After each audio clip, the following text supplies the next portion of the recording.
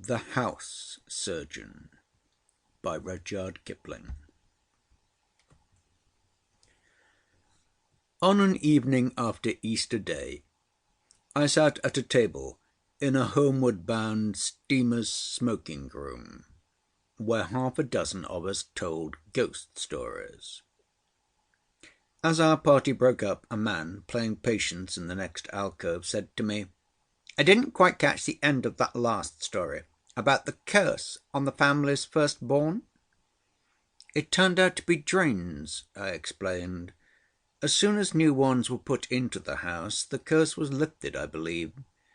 I never knew the people myself." "Ah, I've had my drains up twice. I'm on gravel too."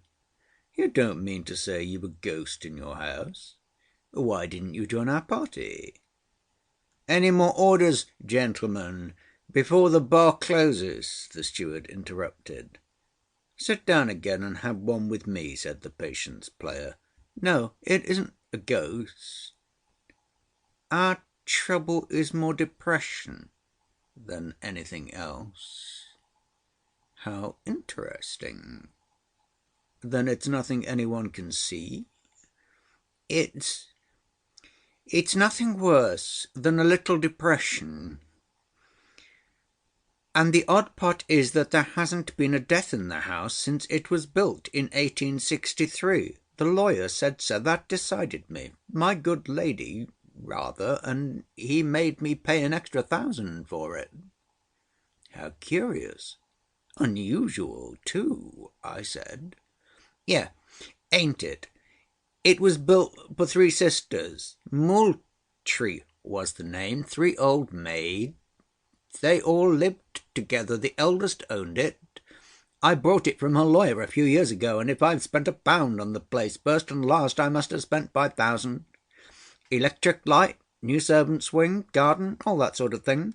A man and his family ought to be happy after so much expense, ain't it?" He looked at me through the bottom of his glass. "Does it affect your family much?" "My good lady, she's a Greek, by the way, and myself are middle-aged. We can bear up against depression, but it's hard on my little girl. I say little, but she's 20. We send her visiting to escape it. She almost lived at hotels and hydros last year, but that isn't pleasant for her. She used to be a canary, a perfect canary, always singing. You ought to hear her. She doesn't sing now. That sort of thing's unwholesome for the young, ain't it?" "Can't you get rid of the place?" I suggested. "Not except at a sacrifice, and we are fond of it. Just suits us three. We'd love it if we were allowed." "What do you mean by not being allowed?" "I mean because of the depression. It spoils everything." "What's it like, exactly?" "Couldn't very well explain. Must be seen to be appreciated, as the auctioneers say.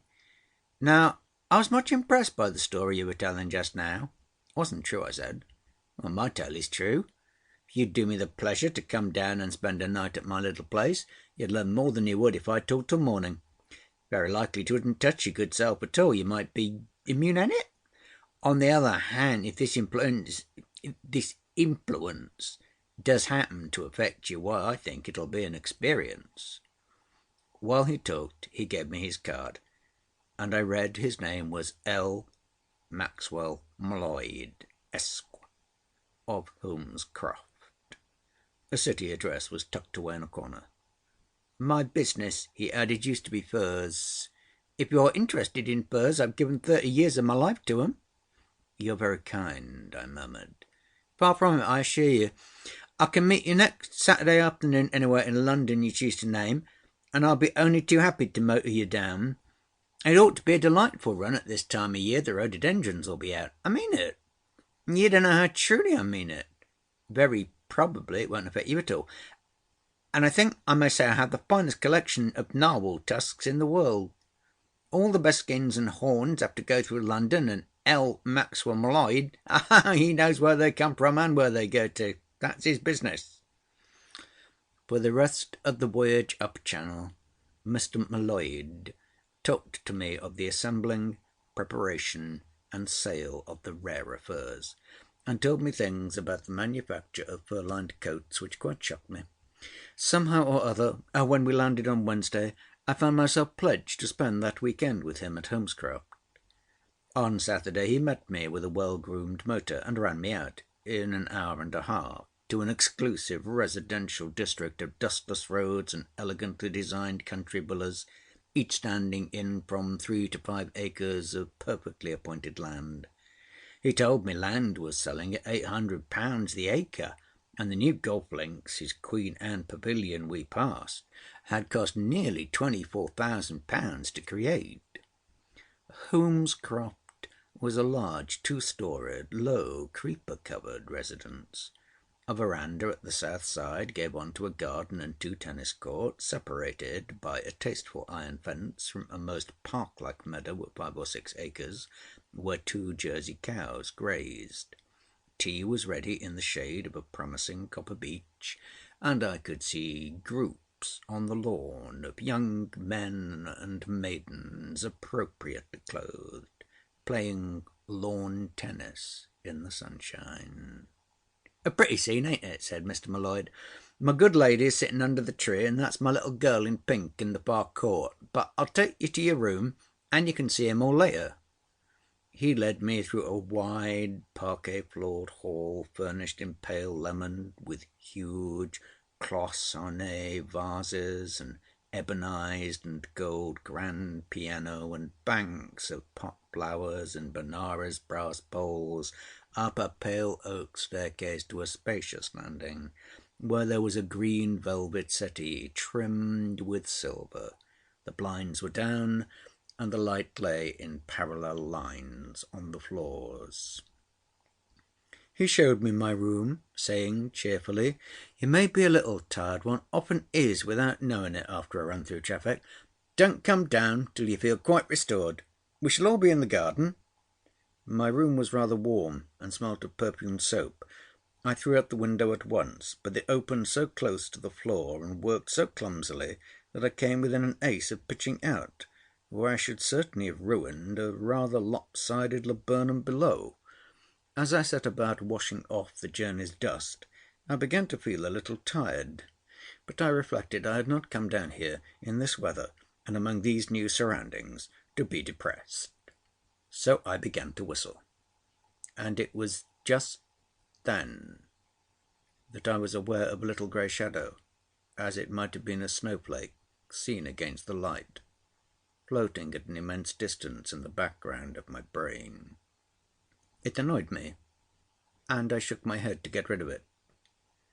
Then my brain telegraphed that it was the forerunner of a swift-striding gloom, which there was yet time to escape if I would force my thoughts away from it, as a man leaping for life forces his body forward and away from the fall of a wall. But the gloom overtook me. Before I could take in the meaning of the message, I moved toward the bed, every nerve already aching with the foreknowledge of the pain that was to be dealt it, and sat down while my amazed and angry soul dropped gulf by gulf into that horror of great darkness which is spoken of in the Bible, and which, as auctioneers say, must be experienced to be appreciated. Despair upon despair, misery upon misery, fear after fear, each causing their distinct and separate woe, packed in upon me for an unrecorded length of time, until at last they blurred together, and I heard a click in my brain, like the click in the ear when one descends in a diving bell, and I knew that the pressures were equalized within and without, and that, for the moment, the worst was at an end. But I knew also that at any moment the darkness might come down anew, and while I dwelt on this speculation precisely as a man torments a raging tooth with his tongue, it ebbed away into the little grey shadow on the brain of its first coming, and once more I heard my brain, which knew what would recur, telegraph to every quarter, "Fox, help! Release or diversion." The door opened and M'Leod reappeared. I thanked him politely, saying I was charmed with my room, anxious to meet Mrs. M'Leod, much refreshed with my wash, and so on and so forth. Beyond a little stickiness at the corners of my mouth, it seemed to me that I was managing my words admirably, the while that I myself cowered at the bottom of unclimbable pits. M'Leod laid his hand on my shoulder and said, "You've got it now already, ain't it?" "Yes," I answered. "It's making me sick." "It'll pass off when you come outside. Give you my word it'll then pass off. Come." I shambled out behind him and wiped my forehead in the hall. "You mustn't mind," he said. "I expect the run tired you. My good lady is sitting there under the copper beech." She was a fat woman in an apricot-coloured gown, with a heavily powdered face against which her black long-lashed eyes showed like currants in dough. I was introduced to many fine ladies and gentlemen of those parts. Magnificently appointed landaus and covered motors swept in and out of the drive, and the air was gay with the merry outcries of the tennis players. As twilight drew on they all went away, and I was left alone with Mr. and Mrs. M'Leod, while tall manservants and maidservants took away the tennis and tea things. Miss M'Leod had walked a little down the drive with a light-haired young man, who apparently knew everything about every South American railway stock. He had told me at tea that these were the days of financial specialization. "I think it went off beautifully, my dear," said Mr. M'Leod to his wife and to me. "You feel all right now, innit?" "Of course you do." Mrs. M'Leod surged across the gravel. Her husband skipped nimbly before her into the south verandah, turned a switch, and all Holmescroft was flooded with light. "You can do that from your room also," he said as they went in. "There is something in money, ain't it?" Miss M'Leod came up behind me in the dusk. "We have not yet been introduced," she said, "but I suppose you are staying the night?" "Your father was kind enough to ask me," I replied. She nodded. "Yes, I know. And you know too, don't you? I saw your face when you came to shake hands with Mamma. You felt the depression very soon. It is simply frightful in that bedroom sometimes. What do you think it is? Bewitchment? In Greece, where I was a little girl, it might have been, but not in England, do you think? Or do you?" "Cheer up, Thea. It'll all come right," he insisted. "No, Papa." She shook her dark head. "Nothing is right while it comes." "It is nothing that we ourselves have ever done in our lives. That I will swear to you," said Mrs. M'Leod suddenly. "And we have changed our servants several times, so we know it is not them." "Never mind. Let us enjoy ourselves while we can," said Mr. M'Leod, opening the champagne. But we did not enjoy ourselves. The talk failed. There were long silences. "I beg your pardon," I said, for I thought someone at my elbow was about to speak. "Ah, that is the other thing," said Miss M'Leod. Her mother groaned. We were silent again, and in a few seconds it must have been a live grief beyond words, not ghostly dread or horror, but aching, helpless grief overwhelmed us, each, I felt, according to his or her nature, and held steady like the beam of a burning glass. Behind that pain I was conscious there was a desire on somebody's part to explain something on which some tremendously important issue hung. Meantime I rolled bread pills and remembered my sins. M'Leod considered his own reflection in a spoon. His wife seemed to be praying, and the girl fidgeted desperately with hands and feet till the darkness passed on, as though the malignant rays of a burning glass had been shifted from us. "There," said Miss M'Leod, half rising. "Now you see what makes a happy home. Oh, sell it, father mine, and let us go away." "But I've spent thousands on it. You shall go to Harrogate next week, Thea dear." "I'm only just back from hotels. I am so tired of packing." "Cheer up, Thea. He's over. You know he doesn't often come here twice in the same night. I think we shall dare now to be comfortable." He lifted a dish cover and helped his wife and daughter. His face was lined and fallen like an old man's after debauch, but his hand did not shake, and his voice was clear. As he worked to restore us by speech and action, he reminded me of a grey-muzzled collie herding demoralised sheep. After dinner we sat round the dining-room fire. The drawing-room might have been under the shadow for aught we knew, talking with the intimacy of gipsies by the wayside, or of wounded comparing notes after a skirmish. By 11 o'clock the three between them had given me every name and detail they could recall that in any way bore on the house and what they knew of its history. We went to bed in a fortifying blaze of electric light. My one fear was that the blasting gust of depression would return, the surest way, of course, to bring it. I lay awake till dawn, breathing quickly and sweating lightly beneath what De Quincey inadequately describes as the oppression of inexpiable guilt. Now, as soon as the lovely day was broken, I fell into the most terrible of all dreams, that joyous one in which all past evil has not only been wiped out of our lives, but has never been committed, and in the very bliss of our assured innocence, before our love shriek and change countenance, we wake to the day we have earned. It was a coolish morning, but we preferred to breakfast in the south verandah. The forenoon we spent in the garden, pretending to play games that come out of boxes, such as croquet and clock golf. But most of the time we drew together and talked. The young man who knew all about South American railways took Miss M'Leod for a walk in the afternoon, and at 5 M'Leod thoughtfully whirled us all up to dine in town. Now, don't say you will tell the Psychological Society, and that you will come again, said Miss M'Leod as we parted, because I know you will not. You should not say that, said her mother. You should say, Goodbye, Mr. Perseus. Come again.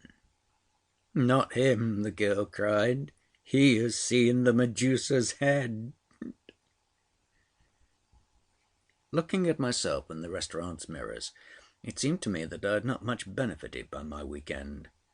Next morning I wrote out all my Holmescroft notes at fullest length, in the hope that by so doing I could put it all behind me. But the experience worked on my mind, as they say certain imperfectly understood rays work on the body. I am less calculated to make a Sherlock Holmes than any man I know, for I lack both method and patience. Yet the idea of following up the trouble to its source fascinated me. I had no theory to go on except a vague idea that I had come between two poles of a discharge and had taken a shock meant for someone else. This was followed by a feeling of intense irritation. I waited cautiously on myself, expecting to be overtaken by horror of the supernatural, but myself persisted in being humanly indignant, exactly as though it had been the victim of a practical joke.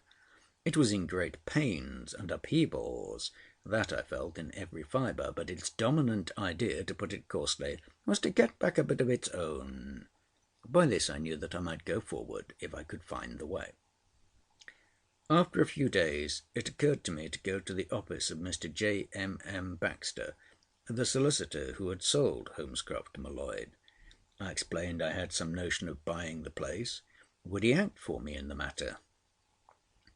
Mr. Baxter, a large, greyish, throaty-voiced man, showed no enthusiasm.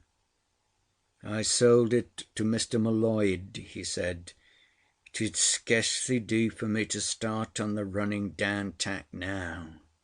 But I can recommend. I know he's asking an awful price, I interrupted, and atop of it he wants an extra 1,000 for what he calls your clean bill of health.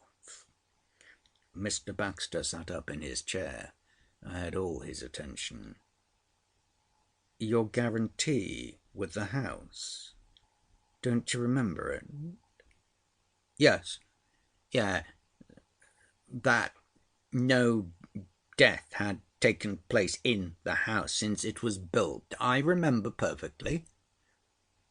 He did not gulp, as untrained men do when they lie, but his jaws moved stickily, and his eyes, turning toward the deed boxes on the wall, dulled. I counted seconds. 1, 2, 3.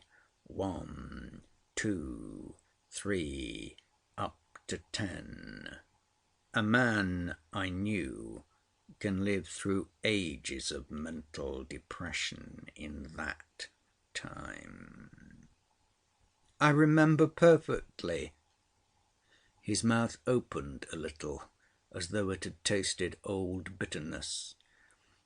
"Of course, that sort of thing doesn't appeal to me," I went on. "I don't expect to buy a house free from death." "Certainly not. No, no one does. But it was Mr. M'Leod's fancy, his wife's rather, I believe, and since we could meet it, it was my duty to my clients, at whatever cost to my own feeling, to make him pay."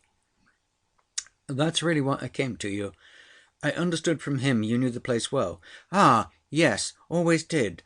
It originally belonged to some connections of mine." "The Misses Moultrie, I suppose. How interesting.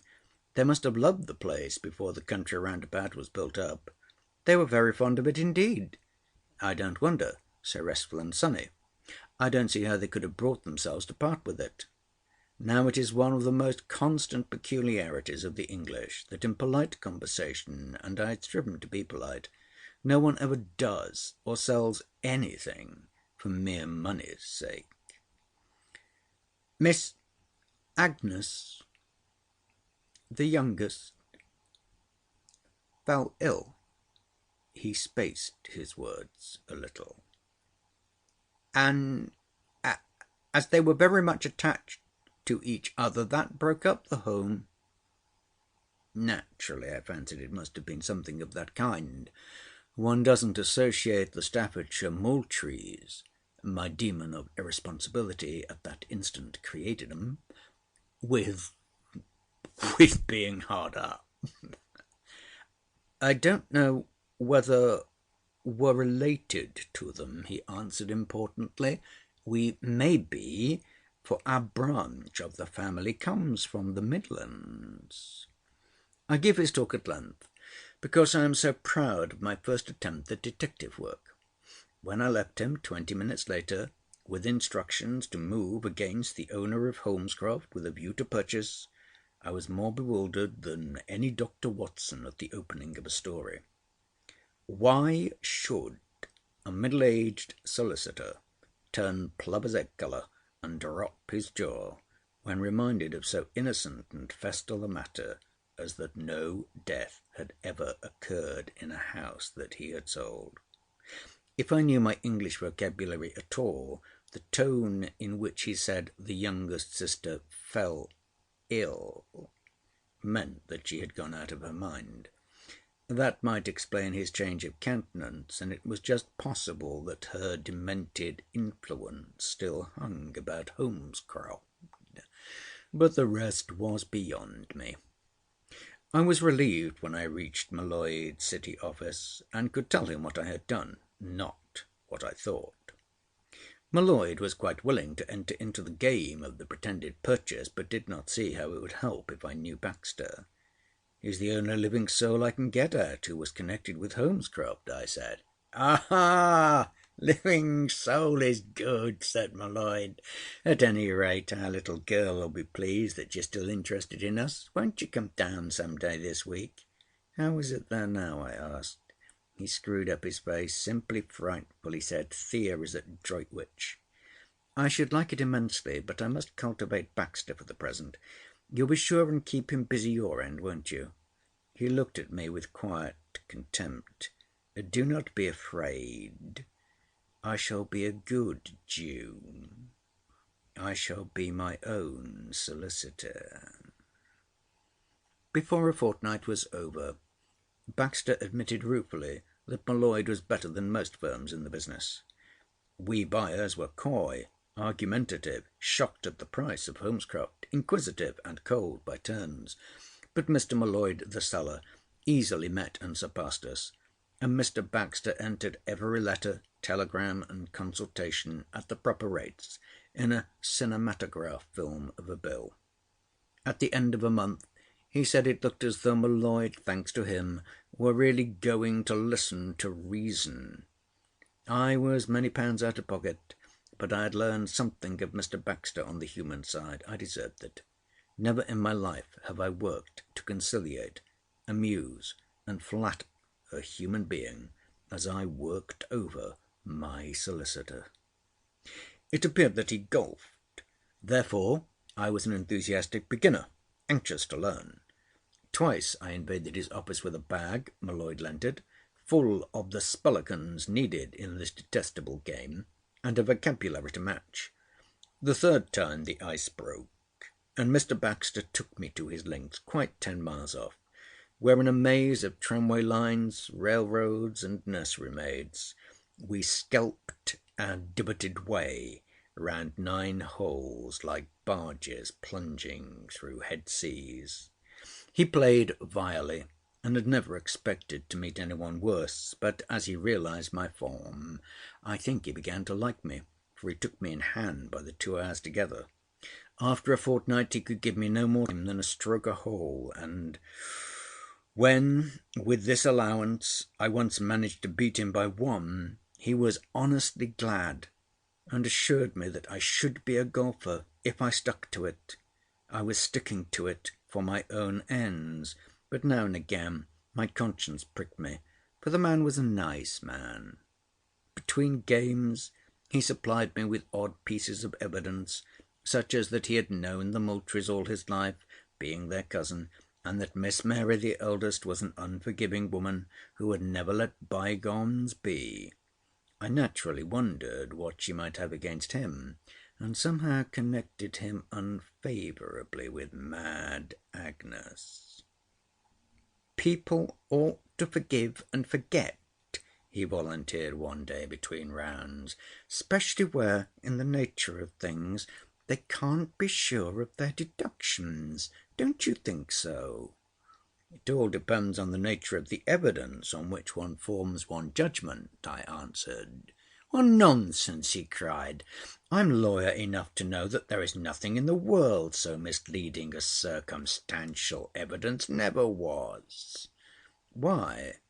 Have you ever seen men hanged on it?" "Hanged? People have been supposed to be eternally lost on it." His face turned grey again. "I don't know how it is with you, but my consolation is that God must know. He must. Things that seem on the face of 'em like murder or, say, suicide, may appear different to God, eh?" "That's what the murderer and the suicide can always hope, I suppose." I have expressed myself clumsily, as usual. The facts, as God knows 'em, may be different, even after the most clenching evidence. I've always said that both as a lawyer and a man, but some people won't. I don't want to judge 'em. Will say they can't believe it.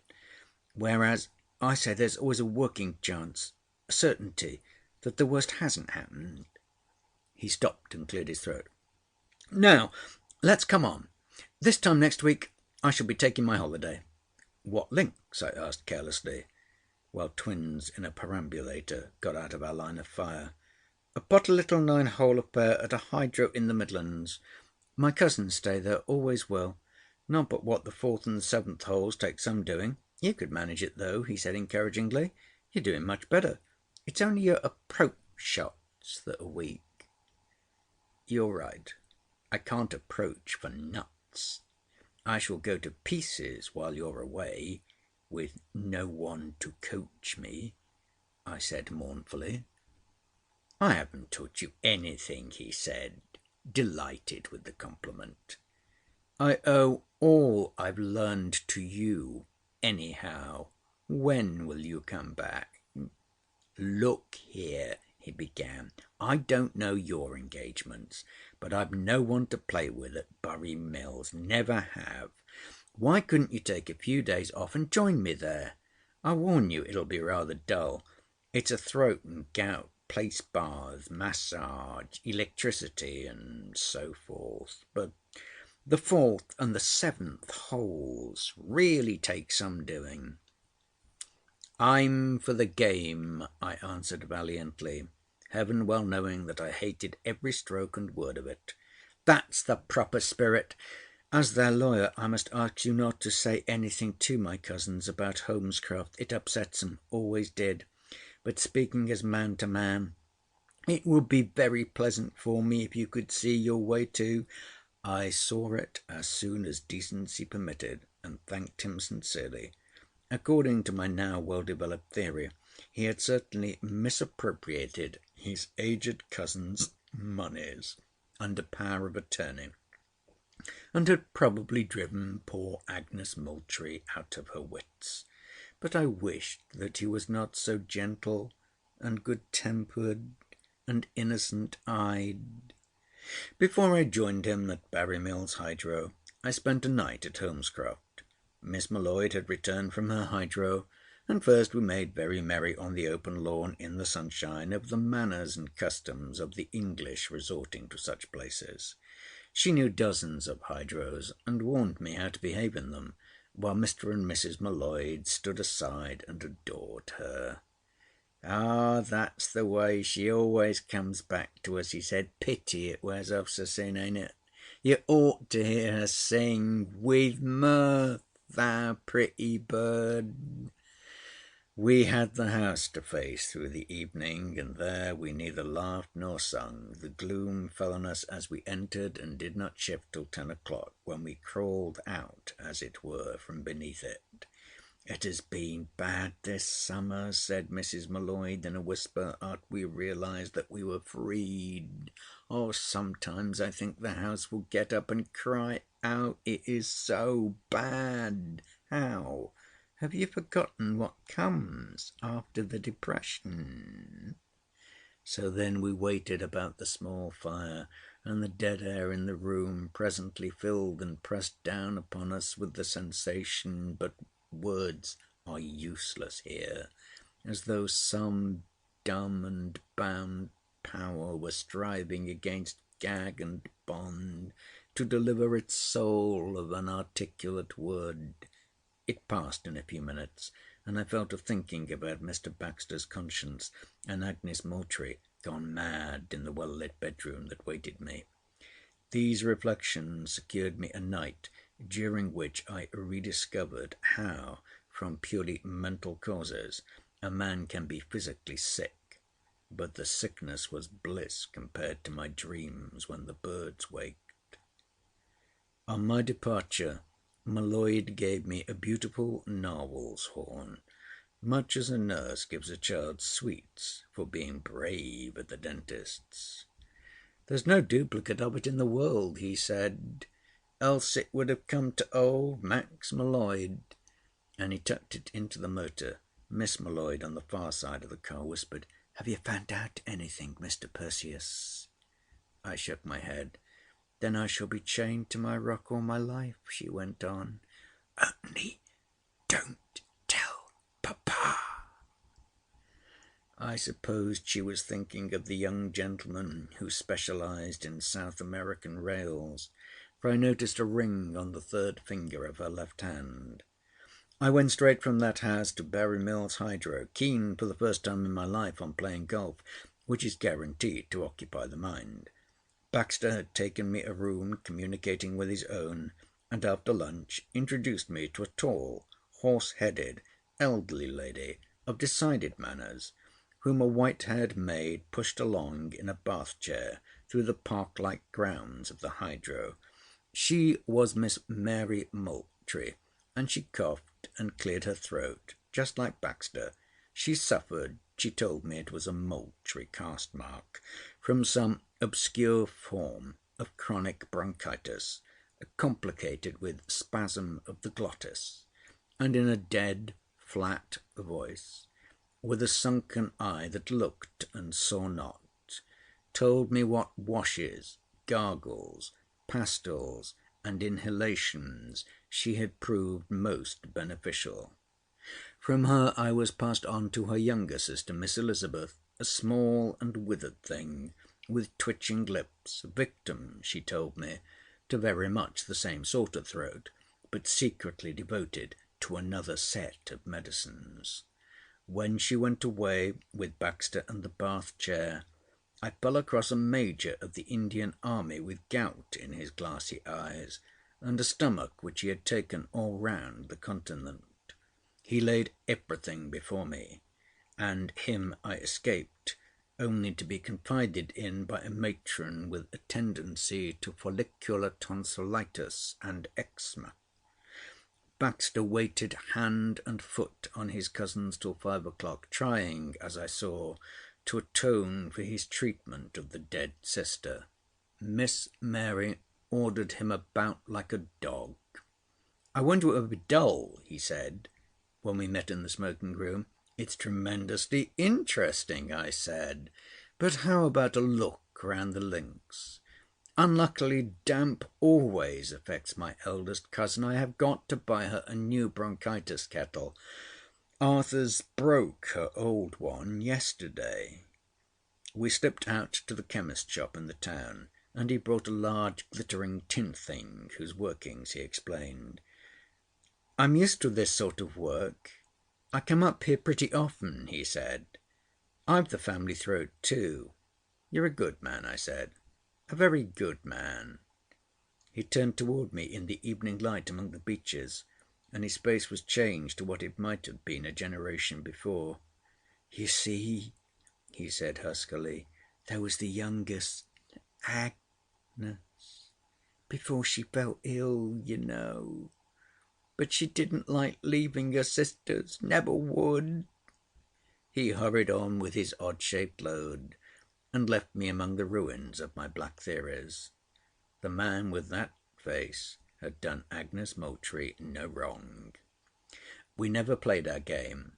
I was waked between 2 and 3 in the morning from my hygienic bed by Baxter in an ulster over orange and white pyjamas, which I should never have suspected from his character. "My cousin has had some sort of seizure," he said. "Will you come? I don't want to wake the doctor, don't want to make a scandal. Quick!"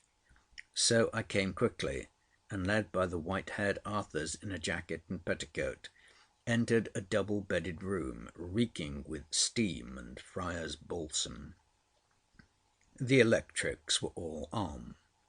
Miss Mary, I knew her by her height, was at the open window wrestling with Miss Elizabeth, who gripped her round the knees. Miss Mary's hand was at her own throat, which was streaked with blood. "She's done it! She's done it too!" Miss Elizabeth panted. "Hold her! Help me!" "Oh, I say, women don't cut their throats," Baxter whispered. "My God! Has she cut her throat?" the maid cried out, and with no warning rolled over in a faint. Baxter pushed her under the wash-basins, and leapt to hold the gaunt woman, who crowed and whistled as she struggled toward the window. He took her by the shoulder, and she struck out wildly. "All right. She's only cut her hand," he said. "Wet towel, quick!" While I got that, he pushed her backward. Her strength seemed almost as great as his. I swabbed at her throat when I could, and found no mark, then helped him to control her a little. Miss Elizabeth leapt back to bed, wailing like a child. "Tie up her hand somehow," said Baxter. "Don't let it drip about the place. He stepped on broken glass in his slippers. "She must have smashed a pane." Miss Mary lurched toward the open window again, dropped on her knees, her head on the sill, and lay quiet, surrendering the cut hand to me. "What did she do?" Baxter turned towards Miss Elizabeth in the far bed. "She was going to throw herself out of the window," was the answer. "I stopped her and sent Arthurs for you. Oh, we can never hold up our heads again." Miss Mary writhed and fought for breath. Baxter found a shawl which he threw over her shoulders. "Nonsense," said he. "That isn't like Mary." But his face worked when he said it. "You wouldn't believe about Aggie, John." "Perhaps you will now," said Miss Elizabeth. "I saw her do it, and she's cut her throat too." "She hasn't," I said. "It's only her hand." Miss Mary suddenly broke from us with an indescribable grunt, flew rather than ran to her sister's bed, and there shook her as one furious schoolgirl would shake another. "No such thing!" she croaked. "How dare you think so, you wicked little fool!" "Get into bed, Mary," said Baxter. "You'll catch a chill." She obeyed, but sat up with the grey shawl round her lean shoulders, glaring at her sister. "I'm better now," she panted. "Arthur's let me sit out too long. Where's Arthur's? The kettle." "Never mind Arthur's," said Baxter. "You get the kettle." I hastened to bring it from the side table. "Now, Mary, as God sees you, tell me what you've done." His lips were dry, and he could not moisten them with his tongue. Miss Mary applied herself to the mouth of the kettle, and between indraws of steam said, "The spasm came on just now while I was asleep. I was nearly choking to death. So I went to the window. I've done it often before without waking any one. Bessie is such an old maid about draughts. I tell you, I was choking to death. I couldn't manage the catch, and I nearly fell out. The window opens too low. I cut my hand trying to save myself. Who has tied it up in this filthy handkerchief? I wish you had had my throat, Bessie. I never was nearer dying."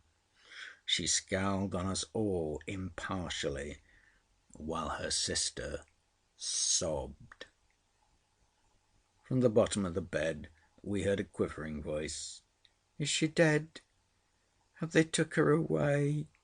Oh, I never could bear the sight of blood." "Arthur's," said Miss Mary. "You are an hireling. Go away." It is my belief that Arthurs crawled out on all fours, but I was busy picking up broken glass from the carpet. Then Baxter, seated by the side of the bed, began to cross-examine in a voice I scarcely recognised. No one could for an instant have doubted the genuine rage of Miss Mary against her sister, her cousin, or her maid, and that a doctor should have been called in, for she did me the honour of calling me doctor, was the last drop. She was choking with her throat, had rushed to the window for air, had near pitched out, and in catching at the window bars had cut her hand. Over and over she made this clear to the intent Baxter. Then she turned on her sister and tongue-lashed her savagely. "You mustn't blame me," Miss Bessie faltered at last. "You know what we think of night and day." "I'm coming to that," said Baxter. "Listen to me. What you did, Mary, misled 4 people into thinking you meant to do away with yourself. Isn't one suicide in the family enough? Oh, God, help and pity us! You couldn't have believed that," she cried. The evidence was complete. Now, don't you think— Baxter's finger wagged under her nose. "Can't you think that poor Aggie did the same thing at Holmescroft when she fell out of the window?" "She had the same throat," said Miss Elizabeth. "Exactly the same symptoms. Don't you remember, Mary?" "Which was her bedroom?" I asked of Baxter in an undertone. "Over the south verandah, looking on to the tennis lawn. I nearly fell out of that very window when I was at Holmescroft, opening it to get some air." "The sill doesn't come much above your knees," I said. "You hear that, Mary? Mary, do you hear what this gentleman says? Won't you believe that what nearly happened to you must have happened to poor Aggie that night? For God's sake, for her sake, Mary, won't you believe?" There was a long silence while the steam kettle puffed. "If I could have proof! If I could have proof!" said she, and broke into most horrible tears. Baxter motioned to me, and I crept away to my room and lay awake till morning, thinking more specially of the dumb thing at Holmescroft, which wished to explain itself. I hated Miss Mary as perfectly as though I had known her for 20 years, but I felt that, alive or dead, I should not like her to condemn me. Yet at midday, when I saw Miss Mary in her bath chair, Arthur's behind, and Baxter and Miss Elizabeth on either side, in the park-like grounds of the Hydro, I found it difficult to arrange my words. "Now that you know all about it," said Baxter aside, after the first strangeness of our meeting was over, "it is only fair to tell you that my poor cousin did not die in Holmescroft at all. She was dead when they found her under the window in the morning. Just dead." "Under that laburnum outside the window?" I asked, for I suddenly remembered the crooked evil thing. "Exactly. She broke the tree in falling. But no death has ever taken place in the house, so far as we were concerned. You can make yourself quite easy on that point. Mr. M'Leod's extra 1,000 for what you call the clean bill of health was something towards my cousin's estate when we sold. It was my duty as their lawyer to get it for them, at any cost to my own feelings." I know better than to argue when the English talk about their duty, so I agreed with my solicitor. "Their sister's death must have been a great blow to your cousins," I went on. The bath chair was behind me. "Unspeakable," Baxter whispered.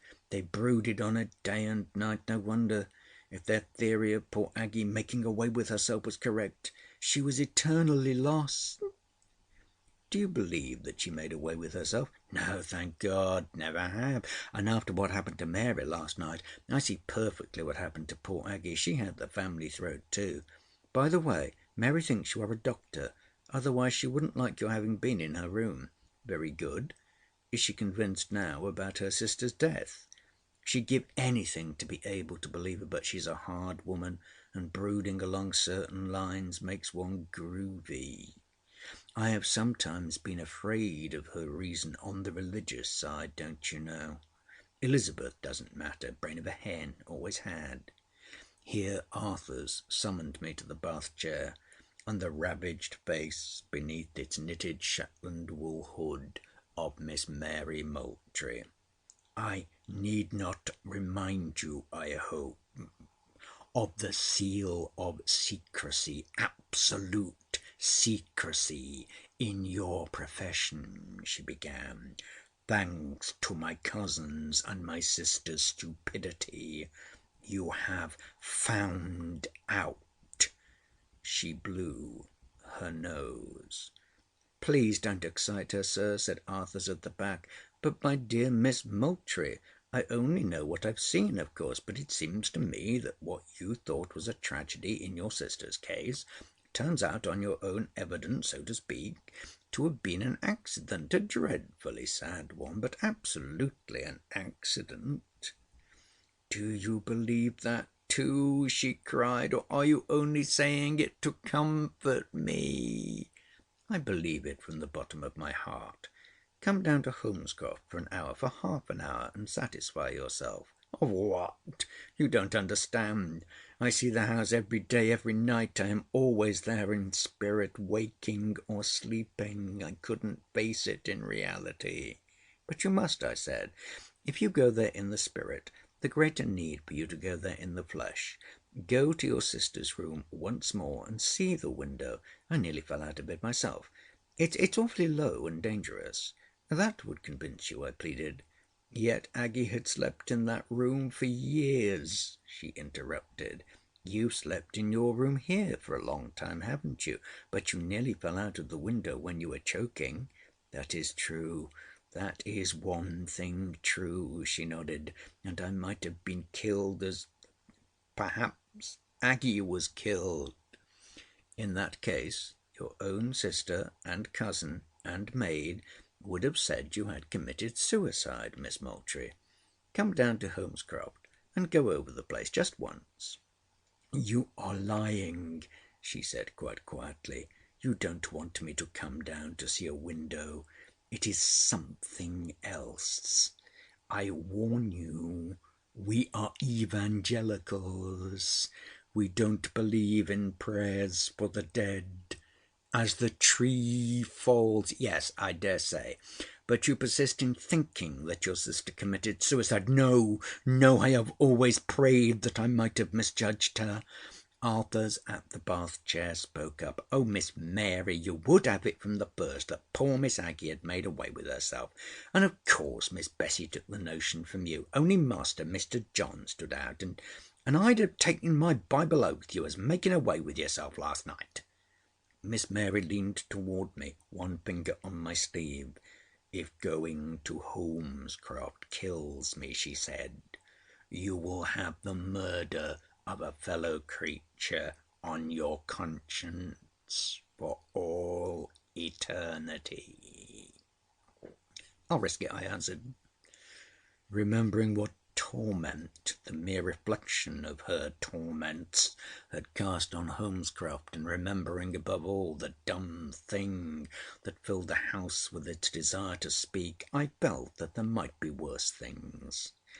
Baxter was amazed at the proposed visit, but that a nod from that terrible woman went off to make arrangements. Then I sent a telegram to M'Leod bidding him and his vacant Holmescroft for that afternoon. Miss Mary should be alone with her dead, as I had been alone.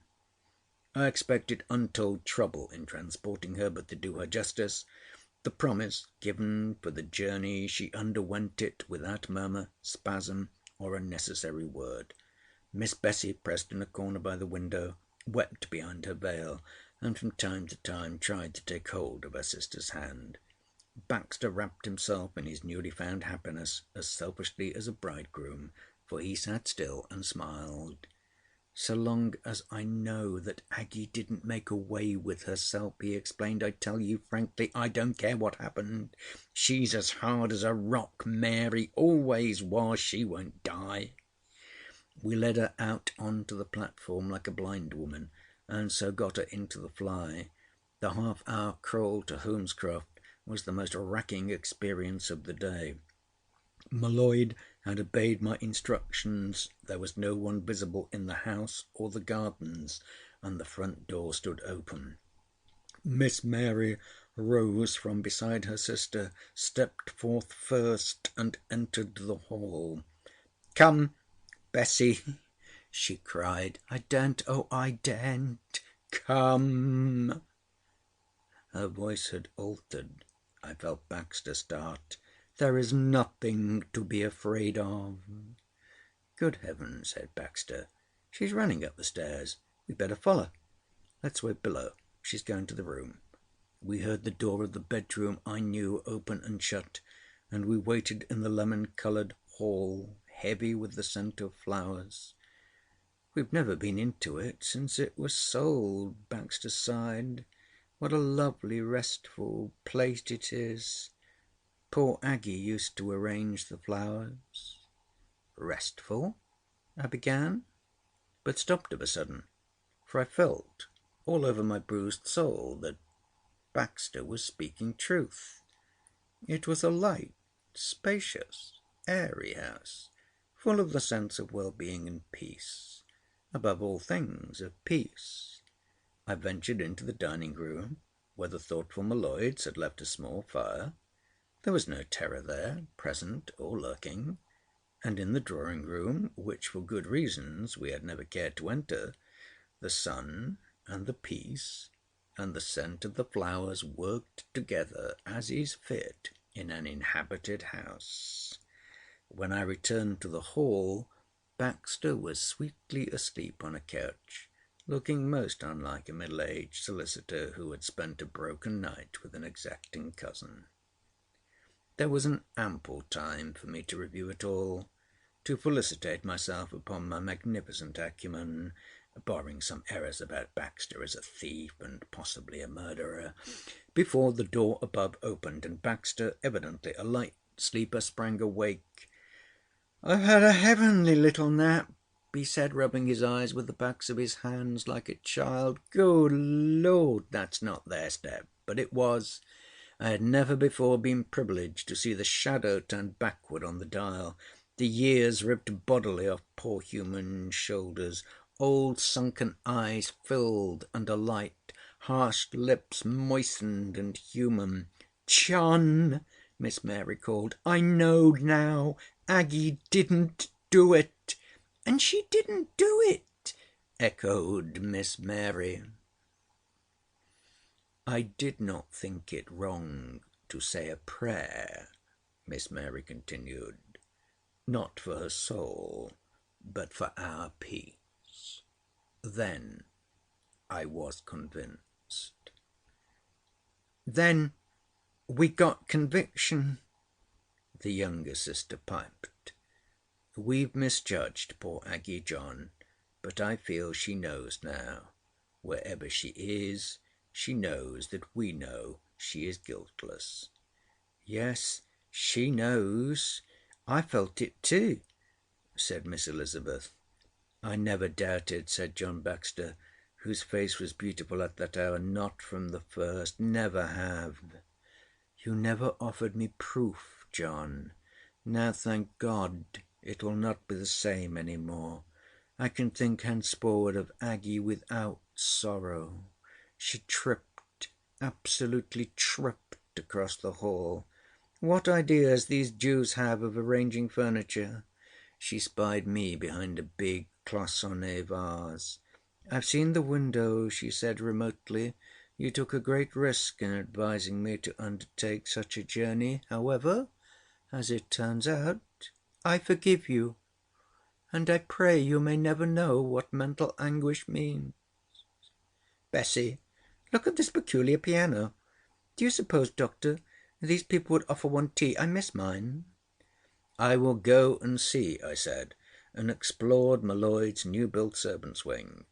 It was in the servants' hall that I unearthed the M'Leod family, bursting with anxiety. "Tea for three, quick," I said. "If you ask me any questions now, I shall have a fit." So Mrs. M'Leod got it, and I was butler, and murmured apologies from Baxter, still smiling and self-absorbed, and the cold disapproval of Miss Mary, who thought the pattern of the china vulgar. However, she ate well, and even asked me whether I would not like a cup of tea for myself. They went away in the twilight that I had once feared. They were going to an hotel in London to rest after the fatigues of the day, and as their fly turned down the drive, I capered on the doorstep, with the all-darkened house behind me. Then I heard the uncertain feet of the M'Leods, and bade them not to turn on the lights, but to feel what I had done, for the shadow was gone with the dumb desire in the air. They drew short, but afterwards deeper breaths, like bathers entering chill waters, separated one from the other, moved about the house, tiptoed upstairs, raced down, and then Miss M'Leod, and I believe her mother, though she denies this, embraced me. I know M'Leod did. It was a disgraceful evening. To say we rioted through the house is to put it mildly. We played a sort of blind man's buff along the darkest passages in the unlighted drawing-room and little dining-room, calling cheerily to each other after each exploration that here and here and here the trouble had removed itself. We came up to the bedroom, mine for the night again, and sat, the women on the bed and we men on chairs, drinking in blessed draughts of peace and comfort and cleanliness of soul, while I told them my tale in full, and received fresh praise, thanks, and blessings. When the servants returned from their day's outing, gave us a supper of cold fried fish, M'Leod had sense enough to open no wine. We had been practically drunk since nightfall, and grew incoherent on water and milk. "I like that Baxter," said M'Leod. "He's a sharp man. The death wasn't in the house, but he ran it pretty close, ain't it?" "And the joke of it is that he supposed I want to buy the place from you," I said. "Are you selling?" "Well, not for twice what I paid for it now," said M'Leod. "I'll keep you in furs all your life, but not our Holmescroft." "No, never our Holmescroft," said Miss M'Leod. "We'll ask him here on Tuesday, mamma." They squeezed each other's hands. "Now tell me," said Mrs. M'Leod, "that tall one I saw out of the scullery window, did she tell you she was always here in the spirit? I hate her. She made all this trouble. It was not her house after she had sold it. What do you think?" "I suppose," I answered, "she brooded over what she believed was her sister's suicide night and day. She confessed she did. And her thoughts being concentrated on this place, they felt like a burning glass." "Burning glass is good," said M'Leod. "I said it was like a light of blackness turned on us," cried the girl, twiddling her ring. "That must have been when the tall one thought worst about her sister and the house."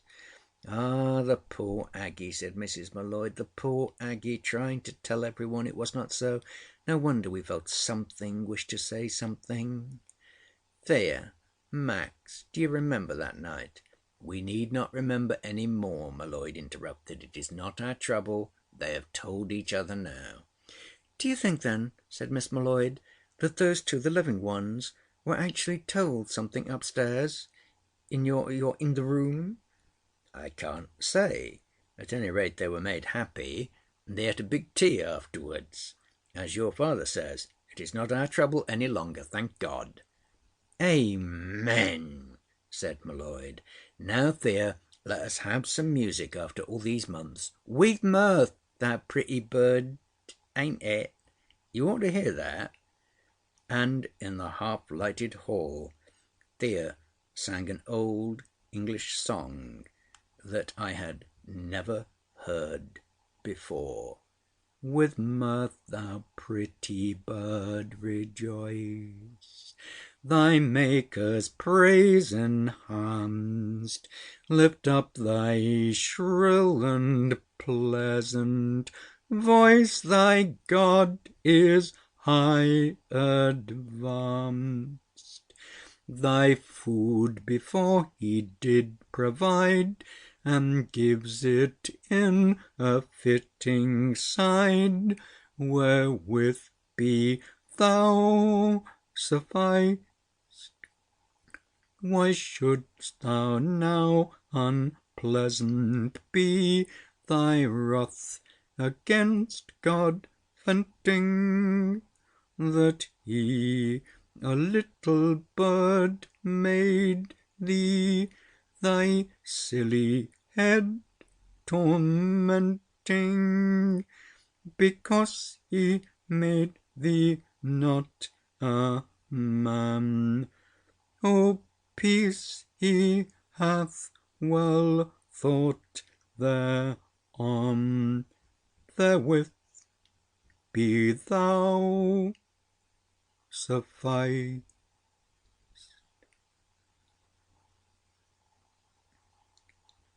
The End of the House Surgeon by Rudyard Kipling.